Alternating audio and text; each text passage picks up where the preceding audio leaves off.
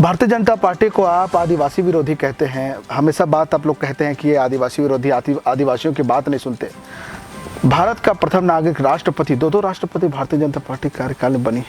किससे मिलना है राष्ट्रपति से, कौन मिलेगा, क्या होना है, ये तो पीएम मोदी तय करते हैं। मुंह में बोल रहे हैं, भगवान के नाम से सिर्फ वोट लेना जानते हैं। वोट लेने के बाद भगवान को नहीं पता नहीं कि मतलब धर्मांतरण के रास्ते सत्ता हासिल करना चाहते हैं। आदिवासियों को खून खराबाकर सत्ता हासिल करना चाहते हैं। इनका मनसूबा भी कभी पूरा नहीं होगा। गंगा जल लेकर कसम खाते हैं और शराबबंदी के लिए फिर इधर उधर की बात करते हैं कि आप बंद करो तो हम बंद करें। आदिवासियत की बात करते हैं, आपके देवगुड़ी पेंट थाना को तोड़कर मंदिर बना रहे हैं, आदिवासी कह रहे हैं। देखिए, भारतीय जनता पार्टी के पास तो कोई मुद्दा है नहीं छत्तीसगढ़ में। लेकिन सबसे अहम सवाल, यदि प्रदेश अध्यक्ष बनते भी हैं तो सबसे पहला रहेगा कि बाबा और काका दोनों के बीच जो 2.5 साल की खटास, इसकी चुनौती से कैसे आप फेस करेंगे? तो ये सब परिस्थितियों में अब चुनाव भी नज़दीक है, तो मैं नहीं समझता हूँ कोई ऐसा स्थिति रहेगा। फिर भी घर की बात है, घर की बात घर में बैठ करेंगे। मोहन मरकाम प्रदेश अध्यक्ष के बाद कांग्रेस के आपका नाम आ रहा है, क्या कहेंगे? नहीं, इसमें तो मुझे कुछ नहीं कहना है। देखिए, ये तो आला कमान का मामला है, पार्टी तय करेगा तो क्या करना चाहिए। 15 साल तो छत्तीसगढ़ में वो राज किए। हाँ। हम तो 4 साल हुए। 15 साल में कितनी चर्चे बनी, 15 साल में कितना धर्मांतरण हुआ। भारतीय जनता पार्टी पर रिकॉर्ड है क्या? नहीं, सबसे ज्यादा धर्मांतरण उनकी सरकार में हुआ है। सबसे ज्यादा ये भारतीय जनता पार्टी हमारे पास छत्तीसगढ़ में 15 साल राम के नाम से वोट मांगे, एक काम भी राम के नाम से नहीं किए। नहीं, आप देश की पूरी बात करते हैं तो क्यों कमल रथ में हर एक कांग्रेसी क्यों सवार हो रहे? दिखते बड़े बड़े नेता कमल रथ में सवार हो रहे।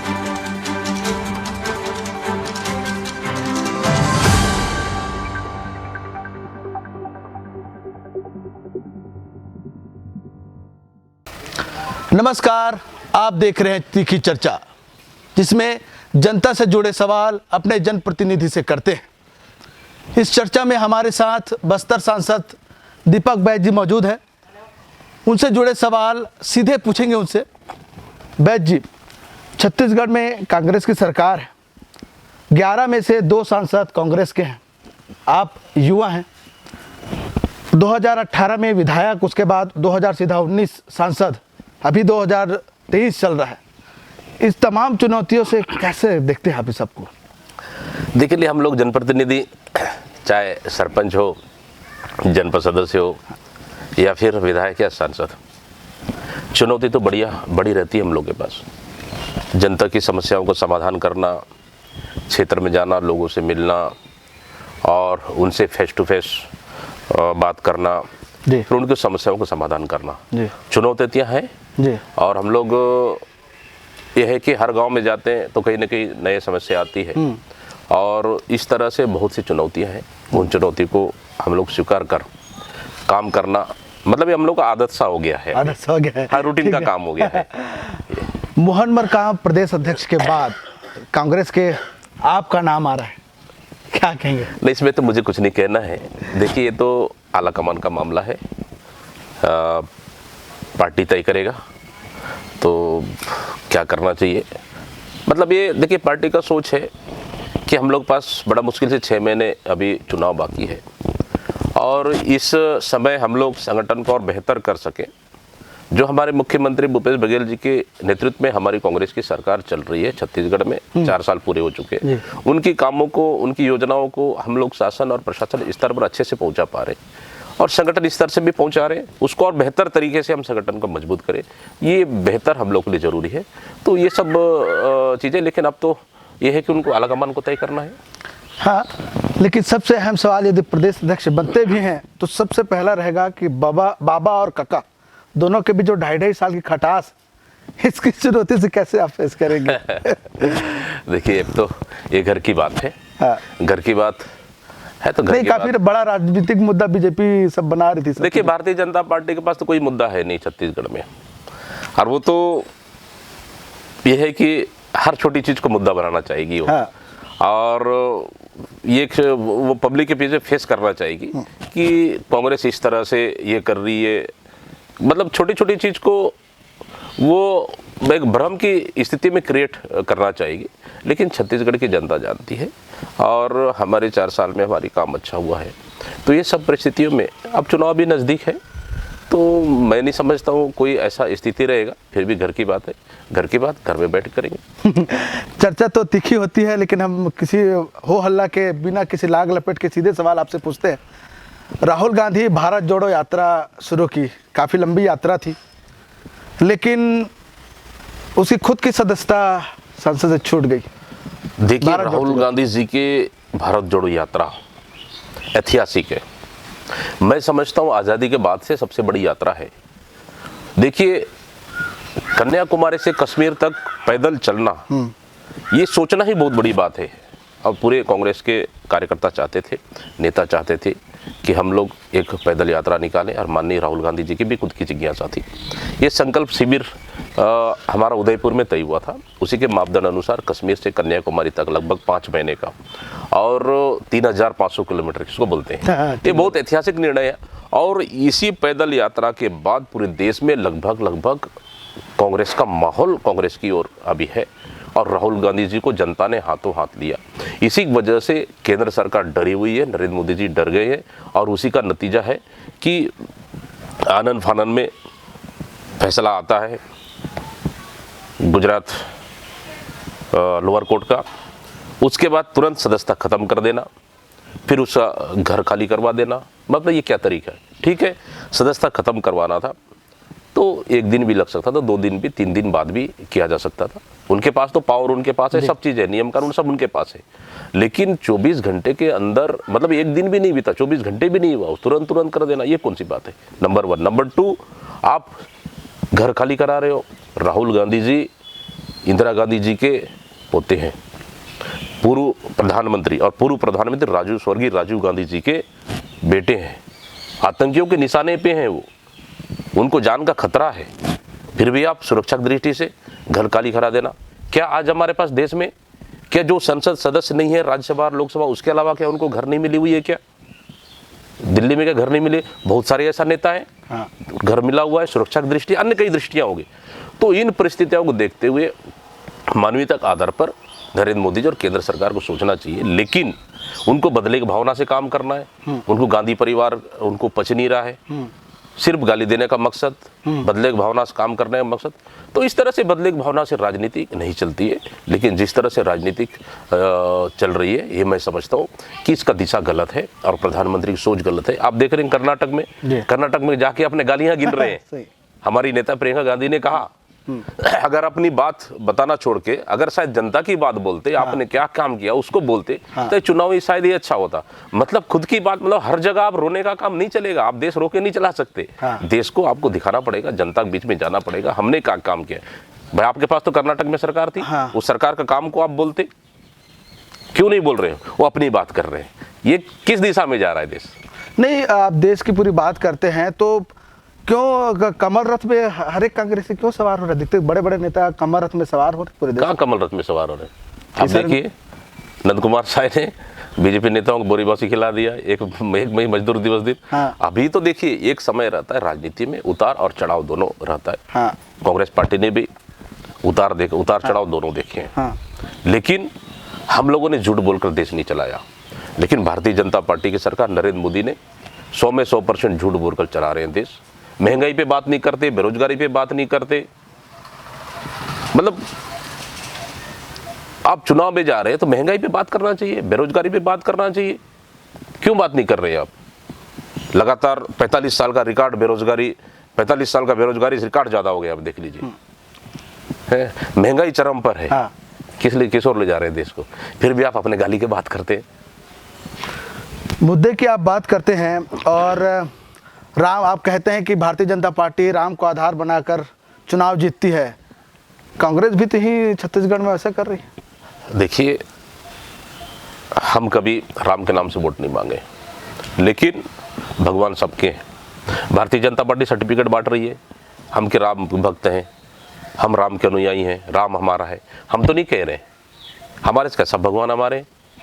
लेकिन हाँ, ये भारतीय जनता पार्टी हमारे पास छत्तीसगढ़ में 15 साल राम के नाम से वोट मांगे, एक काम भी राम के नाम से नहीं किए।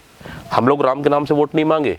हमारे मुख्यमंत्री भूपेश बघेल जी तब भी राम वनगमन पथ पूरे छत्तीसगढ़ में जहाँ भी राम गुजरे थे, कौशल्या माता का मंदिर चंदकुरी, उसको बनाने का काम कर रहे हैं।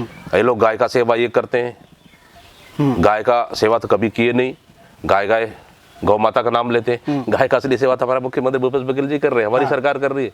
गोठानों के माध्यम से हम गायों का सेवा कर रहे हैं, उनको गोबर एकत्रित कर गोबर बेच रहे हैं, हम लोग गौमूत्र बेच रहे हैं। ये असली गौ माता का सेवा है। राम वन गमन की बात आपने कही, आप आदिवासी नेता हैं, आदिवासियत की बात करते हैं, आपके देवगुड़ी पेंट थाना को तोड़कर मंदिर बना रहे हैं, आदिवासी कह रहे हैं। मंदिर नहीं है, गुड़ी है। देखिए हमारी बस्तर में आज भी माँ दंतेश्वरी, माँ हिंगलाजी, माँ मावली जी, हमारे पास बस्तर देवी देवताओं का वास है। और हम अपना घर का देवी देवता अपना पर्सनल अलग है, फिर हम लोग हमारे पारा मोहल्ले में अलग है, फिर उसके बाद हमारे पास गांव में हम मानते हैं, गांव के बाद फिर बड़े देव देवता ब्लॉक स्तर में या फिर जिले स्तर में हमारे पास है। तो हमारे मुख्यमंत्री भूपेश बघेल जी का कहना है कि आदिवासियों का संस्कृति देवी देवताओं से उत्पन्न हुआ है। बाजार, मेला, मड़ई, सब चीज, फागुन मड़ई, हम लोग दशहरा, हम देव देवताओं का त्योहार है। एक आपको रोकना चाहूँगा, हम जैसे अगर बात करें धार्मिक, क्योंकि बात हो चला है तो चर्चा कर लेते हैं। एक है भगवा रंग और दूसरा छत्तीसगढ़ में 3 रंगों की चर्चा चलती है, लाल, काले और सफेद। कैसे, क्या लगता है? देखिए भगवा रंग हम लोग तो नहीं लाया, भगवा रंग तो भारतीय जनता पार्टी का। राम भी तो आखिर भगवा रंग वाले हैं ना, जो राम पद गमन की बात कर रहे हैं। ये वही चीज मैंने कह रहा हूँ ना, वही चीज कह रहा हूँ। ये सिर्फ मुंह में बोल रहे हैं, भगवान के नाम से सिर्फ वोट लेना जानते हैं, वोट लेने के बाद भगवान को नहीं पता नहीं। अच्छा। लेकिन हम लोग तो, मैंने वही चीज कहा, मैंने हमने तो राम के नाम से वोट नहीं मांगा, ना कभी हम मांगेंगे। भगवान तो सबके हैं, क्या राम ऊपर से देख रहे हैं कि राम भगवान, वो भी तो देख रहे हैं हम लोग। लेकिन हम लोगों ने सिर्फ सर्टिफिकेट नहीं बांट में रहे, हम काम कर रहे हैं, हमारी सरकार काम कर रही है, हमारे मुख्यमंत्री काम कर रहे हैं। आज उसी का नतीजा है राम वन गमन से लेकर सब चीज। हाँ, हम आदिवासी संस्कृति की बात कर रहे थे। आदिवासी संस्कृति, देवी देवता देवगुड़ी हमारा संस्कृति है। हम लोग शादी से पहले अपनी देव देवता का अनुमति लेते हैं, शादी के बाद अनुमति लेते हैं, बच्चा हमारा पैदा होता है तो उससे आशीर्वाद लेते हैं। तो हमारी आशीर्वाद वहीं से शुरुआत होती है, घर के देव देवता से, गांव के देव देवताओं से। तो ये हमारी संस्कृति है। लेकिन माननीय मुख्यमंत्री भूपेश बघेल जी ने, मैं तो धन्यवाद देता हूँ ऐसे मुख्यमंत्री को। देश में आज कहीं पे भी किसी भी स्टेट में आदिवासियों के लिए देवगुड़िया नहीं बनी है, हमारी सरकार, हमारे मुख्यमंत्री भूपेश बघेल जी ने बनाया। हर हर गांव के प्रमुख देव देवताओं के लिए गुड़ी बनाने का काम किए। हमारे आदिवासी संस्कृति बचाने के लिए गोठूल बनाने का काम कर रहे हैं। हम लोग पैसा दे रहे हैं, कई गुड़िया बन चुकी है और कई गुड़िया अभी भी बन रहा है, तब भी लोगों की मांग अभी भी आ रही है, तब भी हम स्वीकृति दे रहे हैं। आदिवासी सक्षम होगा, मजबूत होगा तभी तो चलेगा। लेकिन आप एक योजना चला रहे हैं, आदिवासी सम्मान, जिसमें कला संस्कृति को बढ़ावा दिया जा रहा है। क्या आदिवासी कला और उसकी मजबूती के लिए सरकार आदिवासी परब सम्मान, ये तो मैं समझता हूँ मुख्यमंत्री की सोच आदिवासियों के लिए वो सीधा सीधा दर्शाता है कि आदिवासी परब सम्मान मतलब सीधे सीधे गांव की मेला मड़ई बाजार के लिए, गांव के त्योहारों के लिए हर पंचायत को 10-10 हज़ार रुपये देने का काम किया। ताकि हम लोग कहीं पे भी, हम लोग गाँव वालों से चंदा मांगने की स्थिति ना आए। सरकार सीधा सीधा मदद कर रही है। जो हमने संस्कृति के लिए जो उपयोग में आए वो 10,000 रुपये हमारी सरकार दे रही है। मतलब मैं समझता हूँ बेहतर है, इससे बड़ी चीज़ क्या हो सकती है। क्या इन लोगों ने 15 साल राज नहीं किया? 15 साल इन्होंने भी सरकार किया, एक तरफा सरकार चलाया। कभी इन लोग आदिवासियों को याद आया? कभी हमारे आदिवासी देव देवताओं को याद आया? कभी नहीं आया। लेकिन हमारी सरकार इस चंद 4 साल में, 5 साल भी पूरी नहीं हुई, 4 साल में हम लोगों ने आदिवासी संस्कृतियों, गोटू लो, आदिवासियों को लो, जल जमीन का बात हो, हमारी सरकार ने बेहतर किया है। आदिवासी मुख्यमंत्री देखिए कोई सवाल नहीं है, मैं समझता हूँ, क्योंकि मुख्यमंत्री भूपेश बघेल जी बेहतर काम कर रहे हैं, अच्छा काम कर रहे हैं। और उन्होंने तो हमारे छत्तीसगढ़ में इस 4 साल में सबसे ज़्यादा आदिवासियों के लिए काम किया है। आपको गिना दूं मैं, टाटा की ज़मीन वापसी, आदिवासियों को टाटा की ज़मीन वापसी हमारी सरकार, हमारे मुख्यमंत्री ने किया। वनोपज 65 प्रकार के लघु वनोपजों का मूल्य बढ़ाना, खरीदी करना, हमारी मुख्यमंत्री भूपेश बघेल ने काम किया। तेंदुपत्ता का रेट 2500 से 4000 हमारे मुख्यमंत्री ने काम किया। आज दंतेवाड़ा में डेनेक्स फैक्ट्री देखे होंगे, वहाँ नक्सल प्रभावित परिवार को कपड़ा सिलने का लिए एक फैक्ट्री उन्होंने बनाया। तो इस तरह से हमारे मुख्यमंत्री आदिवासियों के लिए बेहतर काम किया है। आदिवासी तो सबसे ज़्यादा खुश है हमारे मुख्यमंत्री से, इसलिए मैं समझता हूँ कहीं भी आदिवासी मुख्यमंत्री की ऐसी आवश्यकता या कोई बात ऐसा है ही नहीं। कांग्रेस पे हमेशा ब्लेम लगता है आदिवासी मंत्रांतरण पर, जो धर्मांतरण हो रहा है लगातार कह रही कि कांग्रेस आदिवासियों को धर्मांतरण। कौन आरोप लगा रहा है? कौन है आरोप लगाने वाले? बिल्कुल लगा रही है, सब देख रहे हैं। भारतीय जनता पार्टी है। मुझे ये बता दीजिए, 15 साल तो छत्तीसगढ़ में वो राज किए। हाँ। हम तो 4 साल हुए। 15 साल में कितनी चर्चे बनी, 15 साल में कितना धर्मांतरण हुआ? भारतीय जनता पार्टी पर रिकॉर्ड है क्या? नहीं, सबसे ज्यादा धर्मांतरण उनकी सरकार में हुआ है, सबसे ज्यादा चर्चे उनकी सरकार में बनी है। लेकिन भारतीय जनता पार्टी पास कोई मुद्दा है नहीं बस्तर और पूरे छत्तीसगढ़ में। ये सिर्फ आपसी ये लोग संप्रदाय बिगाड़ने का काम कर रहे हैं, माहौल बिगाड़ने का काम कर रहे हैं। भाई से भाई को लड़ाओ, धर्म से धर्म को लड़ाओ, जाति से जाति का लड़ाओ। इनके पास कोई मुद्दा नहीं है। मतलब मैं समझता हूँ इतना घटिया और इतना नीच मतलब इतना नीचता का काम कर रहे हैं, इतना गिरा हुआ काम कर रहे हैं। मतलब इनकी मानसिकता समझ से परे है कि मतलब धर्मांतरण के रास्ते सत्ता हासिल करना चाहते हैं, आदिवासियों को खून खराबा कर सत्ता हासिल करना चाहते हैं। इनका मनसूबा भी कभी पूरा नहीं होगा, कभी पूरा नहीं होने देंगे हम। बस्तर शांत माहौल है। हाँ। बस्तर शांति की ओर लौट रहा है बस्तर। इस शांत बस्तर को अशांत होने हम कभी भी नहीं देंगे। ना हमारा सरकार, हमारा मुख्यमंत्री, ना हम बस्तर के जनप्रतिनिधि कभी नहीं होने देंगे। हम बस्तर को जलता हुआ देखा है, बस्तर के लोगों को घरे जली है। यहाँ पे सामूहिक एनकाउंटर हुआ है, फर्जी नक्सली केस में आदिवासियों को जेल भेजा गया, हमारी माता बहनों के साथ बलात्कार हुआ है, वो दिन भी हम देखें। लेकिन शांत बस्तर को अशांत होने हम नहीं देंगे। भारतीय जनता पार्टी का मंसूबा कभी भी पूरा नहीं होगा। आप सांसद हैं, प्रदेश और देश की बड़ी कड़ी हैं आप, जो धान खरीदी को लेकर है, आवास योजना को लेकर है और जीएसटी कलेक्शन को लेकर देश और प्रदेश में बड़ा रार रहता है। देखिए, धान खरीदी की बात करें तो मैं समझता हूँ छत्तीसगढ़ प्रदेश देश में टॉप है और हम 2640 रुपए में धान खरीदी वाली देश का पहला राज्य है। कांग्रेस की सरकार है, पहली राज्य है। हम किसानों को सीधा आर्थिक लाभ पहुंचा रहे हैं। ये मुख्यमंत्री की सोच है। मुद्रा योजना भी तो चला रही प्रधानमंत्री। कहाँ है मुद्रा योजना? कहाँ चला गया? आप जाके बैंक में आज जाके मांग लीजिए, कोई एक बेरोजगार युवा जाके बैंक में मांग लीजिए, मुझे मुद्रा लोन दीजिए, नहीं मिलेगा लोन। वही स्थिति आपके बेरोजगार भत्ता के लिए कह रहे थे, ऑनलाइन फॉर्म नहीं मिल रहा है, लोग आवेदन नहीं। ऑनलाइन है फार्म, तो कोई ऑफलाइन है नहीं। ऑनलाइन आवेदन कर दो।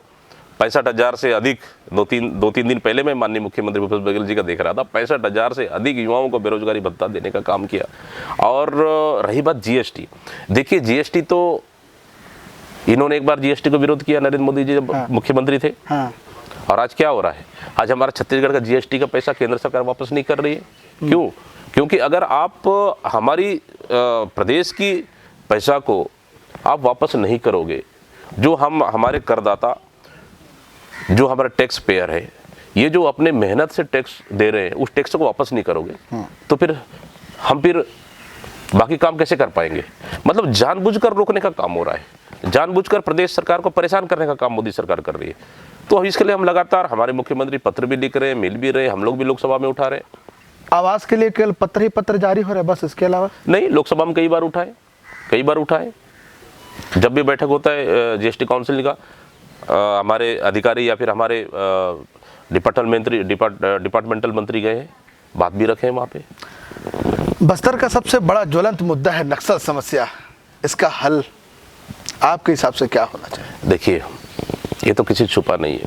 नक्सल समस्या सिर्फ बस्तर का नहीं है, छत्तीसगढ़ का नहीं है, ये देश की समस्या है। सिर्फ हमारा छत्तीसगढ़ ही नहीं, हमारे पास उड़ीसा भी है, झारखंड भी है और महाराष्ट्र भी है और कुछ एरिया में अभी एमपी भी है। लेकिन हाँ, बस्तर की समस्या है। 15 साल में अगर देखें तो नक्सली तो रायपुर शहर तक पहुंच गए थे, लेकिन हमारी सरकार आने के बाद कहीं ना कहीं पीछे चले गए। आज पीछे चले गए, बैकफुट में हैं।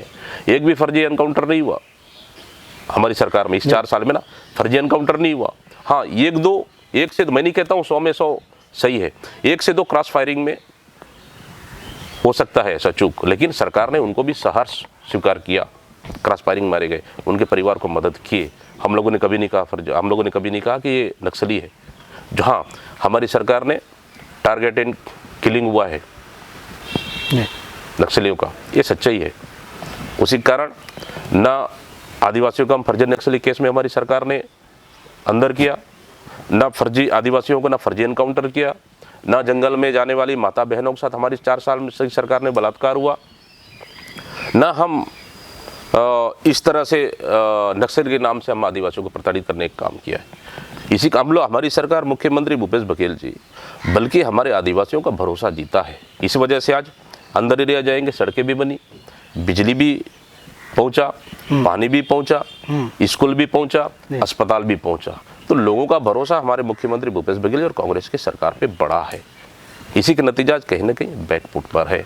हम देखिए एक चीज और मैं बोल रहा हूँ कि भारतीय जनता पार्टी के राज में दारू के केस में कोई पकड़ने वाला उसको नक्सली केस में अंदर कर दे रहे हैं। आज उनके जितने नक्सली केस उनकी सरकार में 15 साल में अंदर हुए, हमारी सरकार उनको छोड़ने का काम कर रहे हैं। गंगा जल लेकर कसम खाते हैं और शराबबंदी के लिए फिर इधर उधर की बात करते हैं कि आप बंद करो तो हम बंद करें।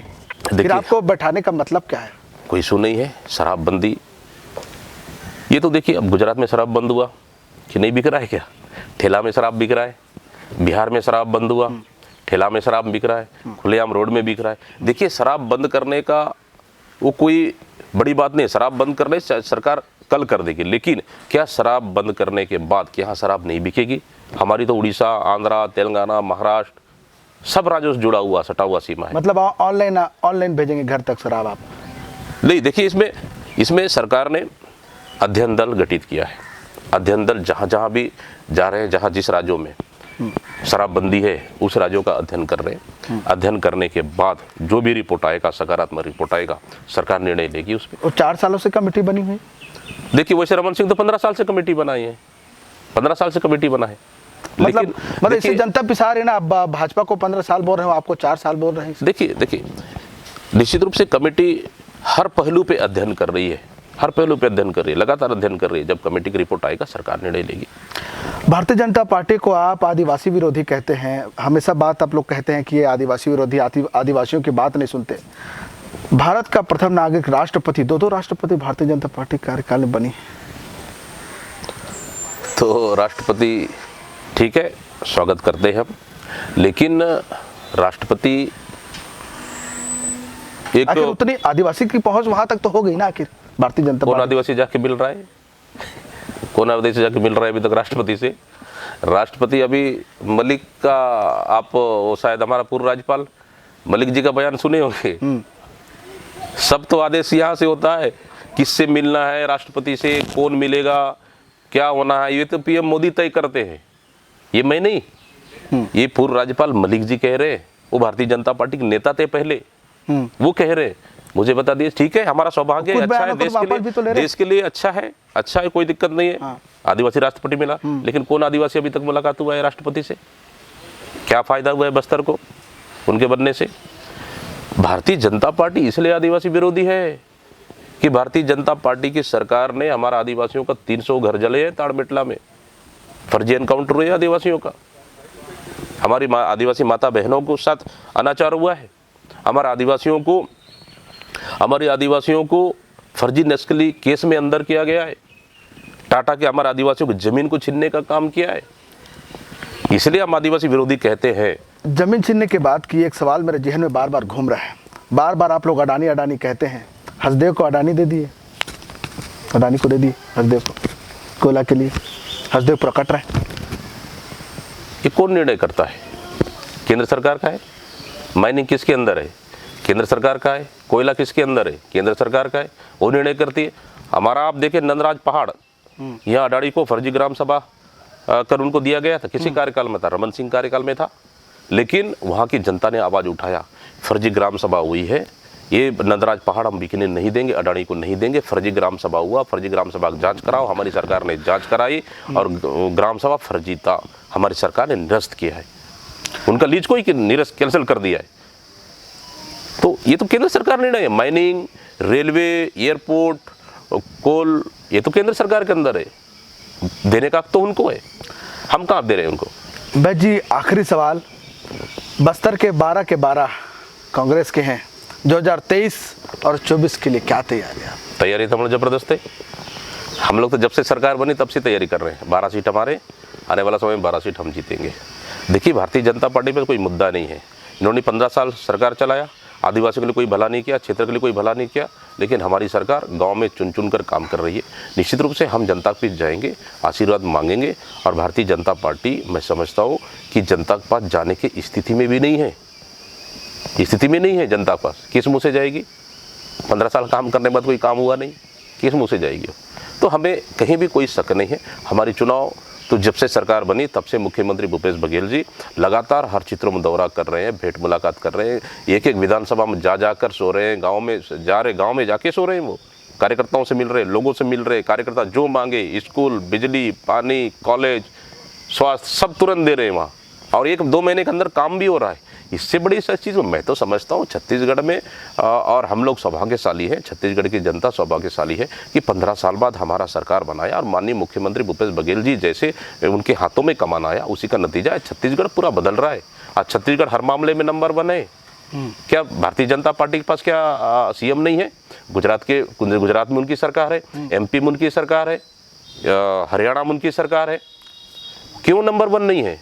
हमारे मुख्यमंत्री आज भी देश के नंबर 1 मुख्यमंत्री है, ये जनता के लिए काम करने वाले व्यक्ति। इसलिए हमें बस्तर में 12 सीटों में कहीं भी चुनाव के लिए जाने में कहीं भी कोई दिक्कत नहीं है। हम लोग फिर सीट जीत कर जाएंगे, बस्तर से अच्छे सीट जीत के देंगे और फिर हम सरकार बनाएंगे, फिर से मुख्यमंत्री बनाएंगे।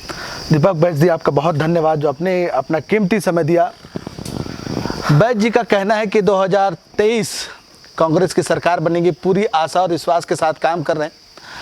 आप देख रहे थे तीखी चर्चा। पब्लिक स्वर के लिए शेष नयन गौतम, नमस्कार।